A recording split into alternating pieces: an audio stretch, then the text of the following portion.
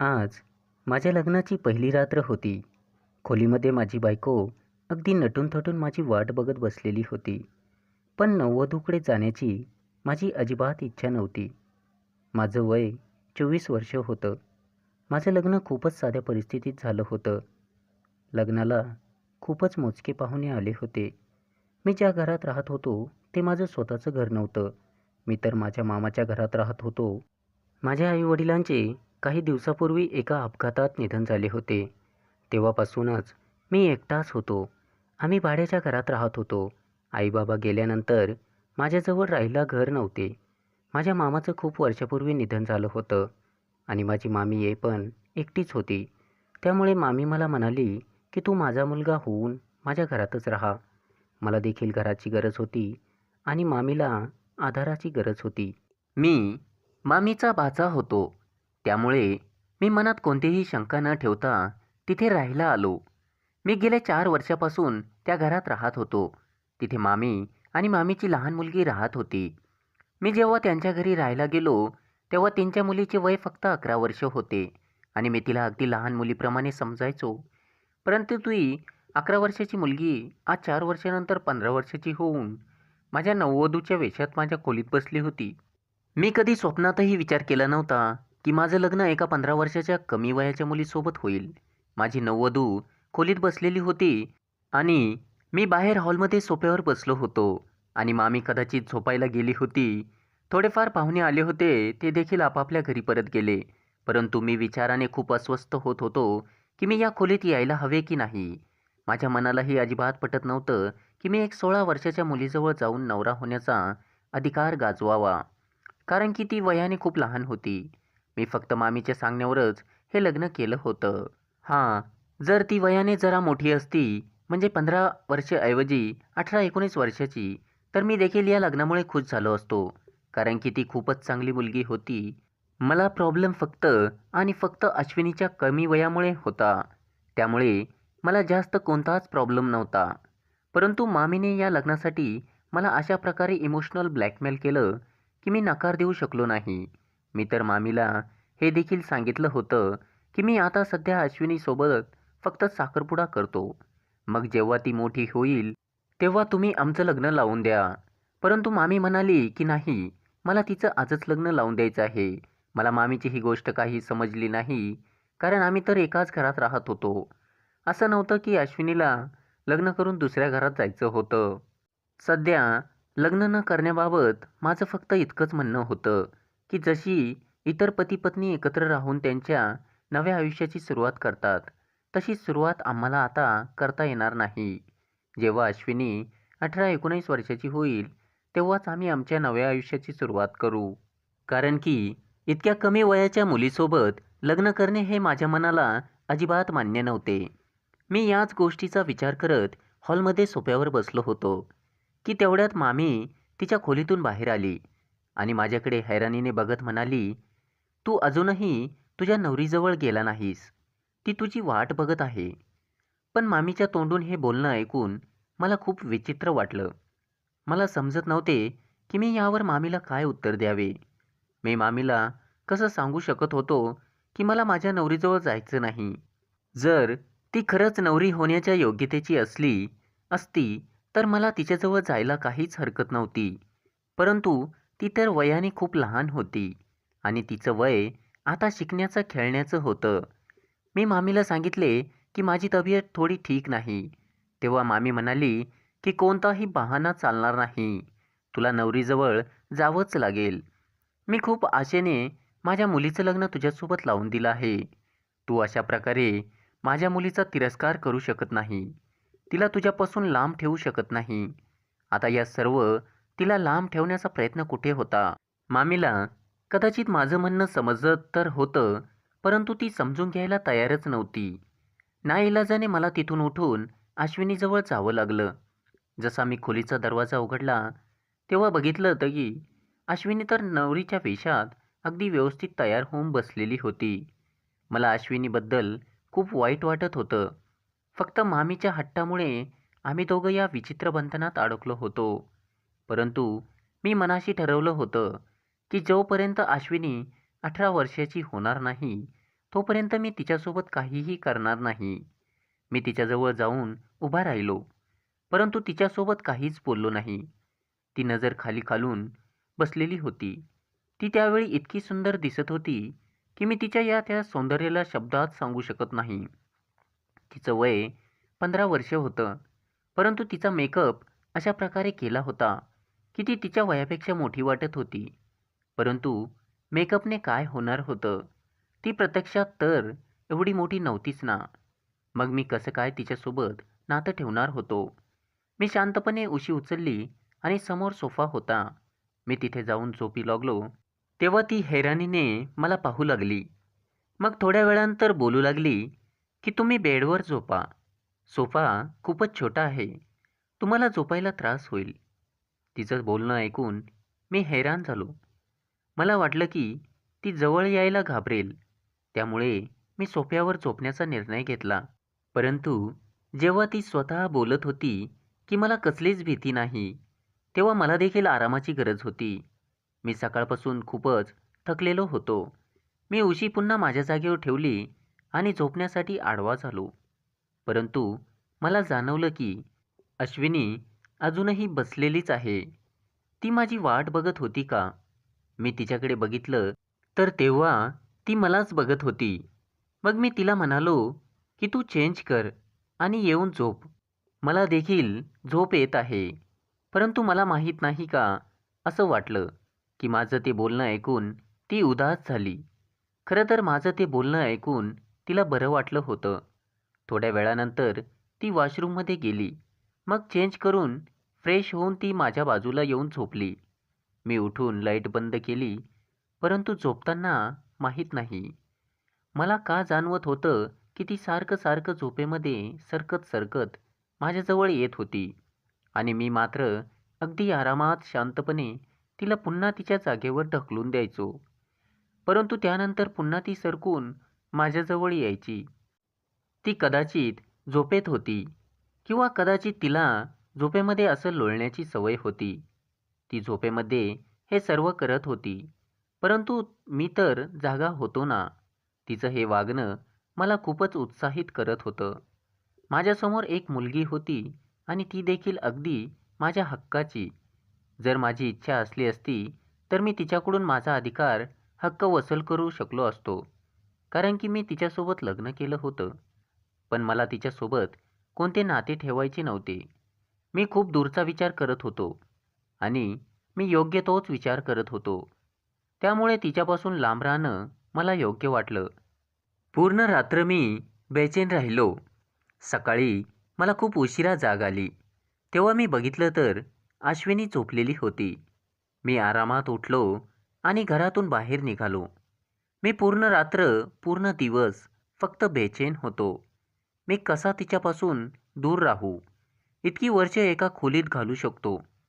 मी विचार केला की मी मामीसोबत बोलेन आणि सांगेन की जोपर्यंत अश्विनी 18 वर्षाची होत नाही तोपर्यंत तिची आणि माझी खोली वेगवेगळी करा.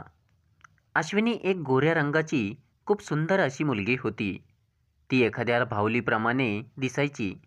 परंतु मी अश्विनीसोबत जास्त काही बोलायचो नाही.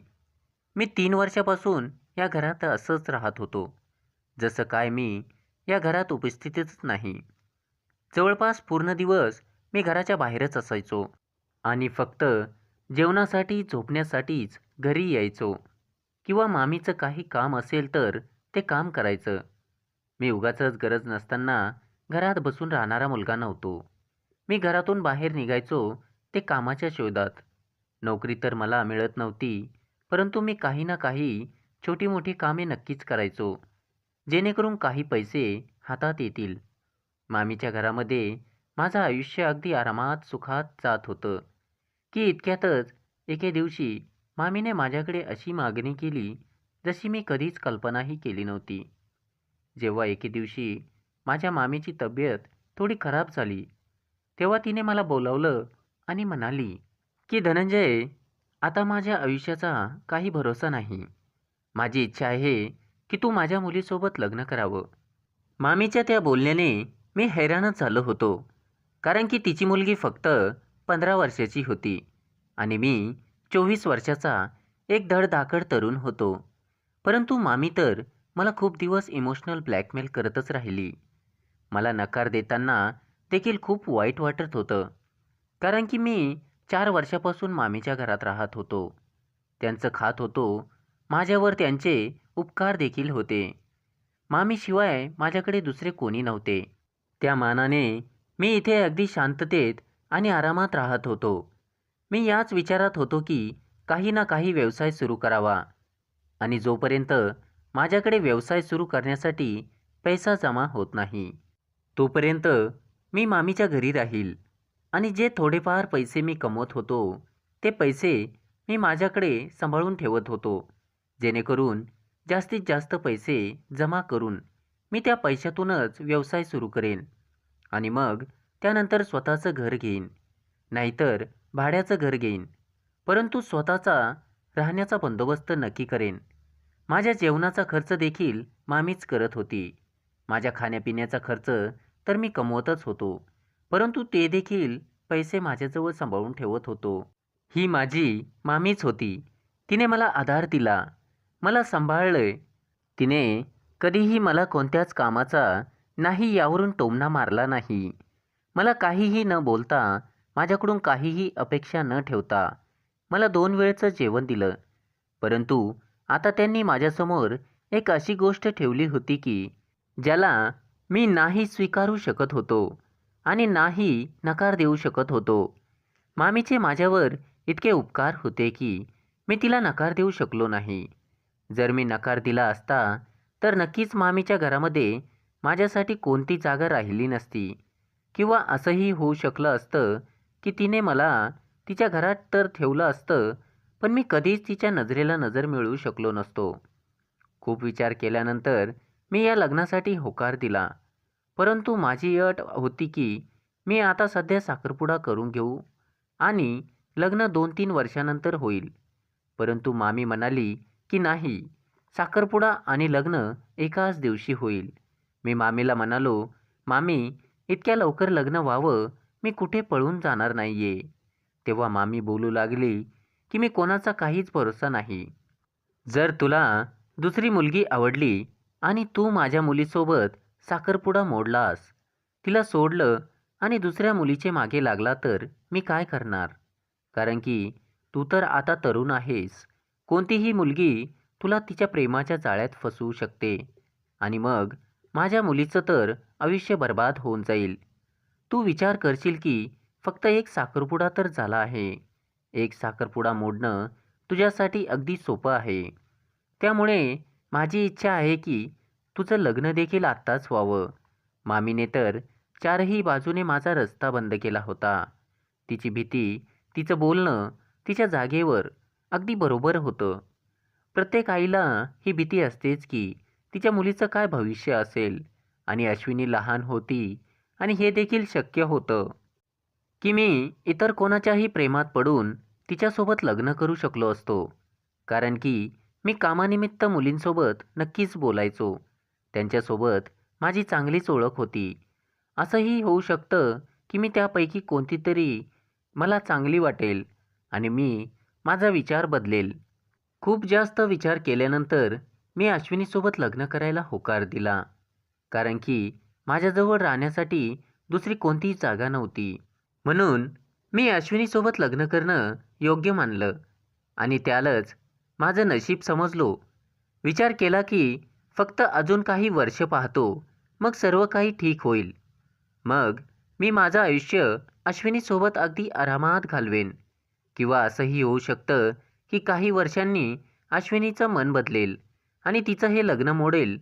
मग तर माझा मार्ग आपोआपच मोकळा होईल. परंतु अश्विनीचे वागणे तर मला दुसरंच काहीतरी दर्शवत होतं.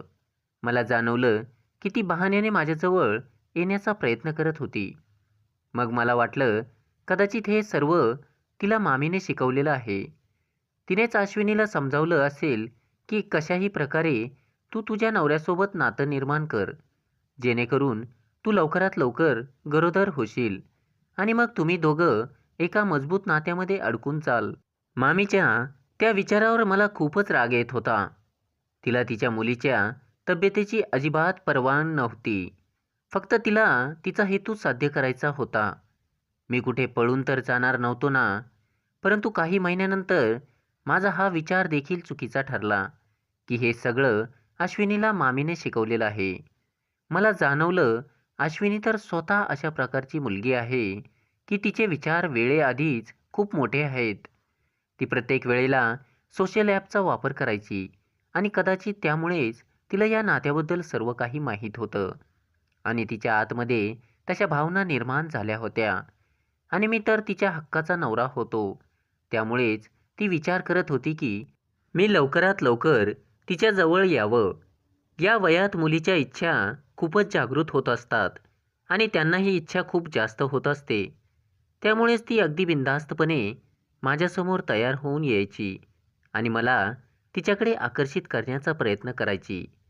परंतु मला तिच्या या वागण्याचा खूपच राग यायचा. मी हे पण बघितलं की अश्विनीची अवस्था दिवसेंदिवस बिघडत चालली होती. तिला या गोष्टीचं खूपच डिप्रेशन होतं की मी तिच्याजवळ जात नाही. परंतु एके दिवशी तर हद्दच झाली. जेव्हा तिने स्वतः माझ्याजवळ येण्याचा प्रयत्न केला, मी तिला झिडकारून टाकलं, तेव्हा ती रडू लागली आणि म्हणाली, धनंजय, मी तुमची बायको आहे. तुम्ही माझ्यापासून लांब का राहता? तेव्हा मी तिला म्हणालो, तू पहिले तुझं वय बघ. हे सर्व बोल. माझा राग खूपच वाढला होता. मी तिला खूप जास्त ओरडलो आणि घर सोडून निघून गेलो. 2 दिवस मी घराच्या बाहेरच राहिलो आणि माझा मोबाईल स्विच ऑफ ठेवला. मी मित्राच्या घरी राहिलो. मला खूपच टेन्शन आलं होतं. घरी परत आलो तेव्हा मामी टेन्शनमध्ये होती. बोलू लागली की मला माहीत होतं की तू माझ्या मुलीला सोडून जाशील. मला हीच भीती होती. मी बघितलं की अश्विनीचा रंग फिका पडला होता. तिची तब्येत ठीक वाटत नव्हती. ती कदाचित मी घर सोडून गेल्यामुळे खूपच टेन्शनमध्ये होती. मला पहिल्यांदा आज माझ्या चुकीची जाणीव झाली. मी मामीला खोटं सांगितलं की मी 2 दिवसासाठी कामानिमित्त शहराच्या बाहेर होतो. मला अश्विनी खूपच शांत शांत वाटत होती.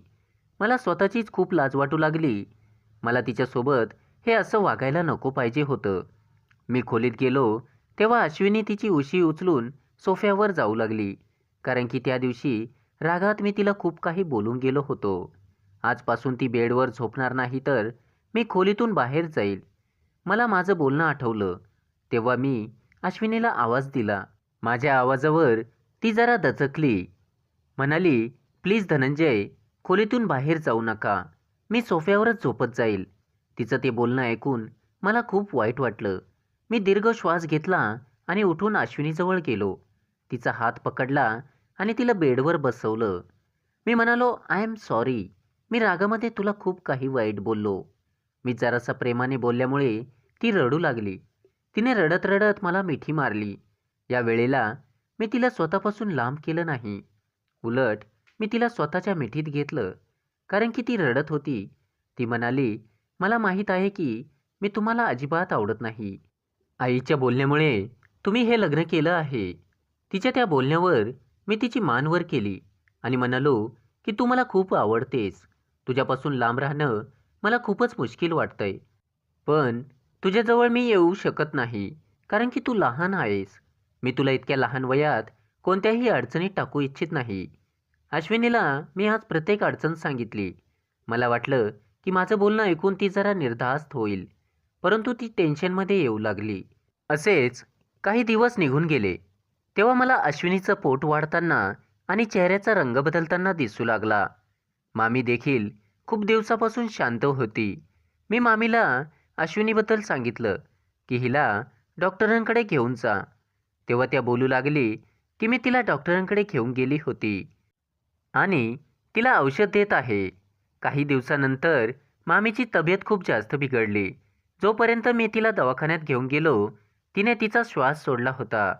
तो धक्का अश्विनीसाठी देखील खूप मोठा होता. त्यावेळेला मीच तिला सांभाळलं होतं.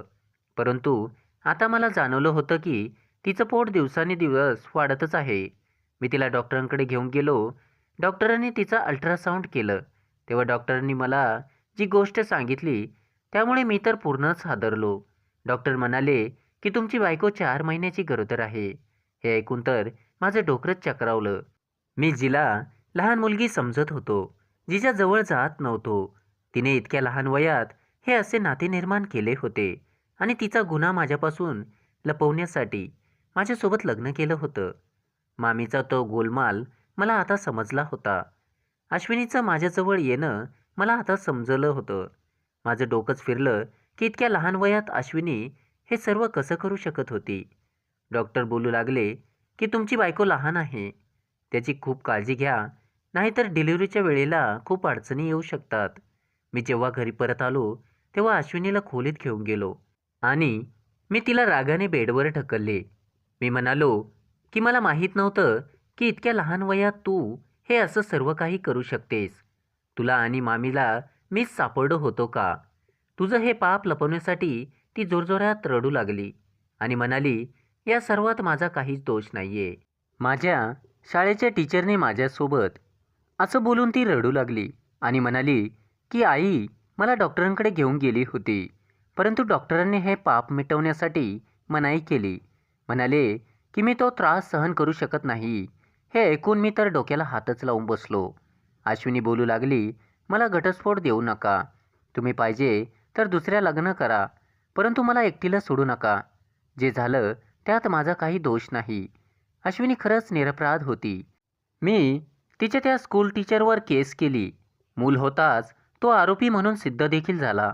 त्याला शिक्षा देखील झाली. परंतु मी आता अश्विनीला असे एकटीला सोडू शकत नव्हतो आणि नाही तिच्या मुलाला. तो मुलगा देखील निराकार होता.